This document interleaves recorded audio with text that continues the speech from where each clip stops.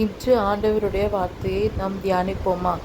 சங்கீதம் 23 1-6 வரைக்கும். கர்த்தர் என் மேய்ப்பராயிருக்கிறார், நான் தாழ்ச்சியடையேன். அவர் என்னை புல்லுள்ள இடங்களில் மேய்த்து அமர்ந்த தண்ணீர்கள் அண்டையில் என்னை கொண்டு போய் விடுகிறார். அவர் என் ஆத்துமாவை தேற்றி தம்முடைய நாமத்து நிமித்தம் என்னை நீதியின் பாதைகளில் நடத்துகிறார். நான் மரண இருளின் பள்ளத்தாக்கிலே நடந்தாலும் பொல்லாப்புக்கு பயப்படேன். தேவரீர் என்னோடே கூட இருக்கிறீர். உமது கோலும் உமது தடியும் என்னை தேற்றும். என் சத்துருக்களுக்கு முன்பாக நீர் எனக்கு ஒரு பந்தியை ஆயத்தப்படுத்தி என் தலையை எண்ணெயால் அபிஷேகம் பண்ணுகிறீர். என் பாத்திரம் நிரம்பி வழிகிறது.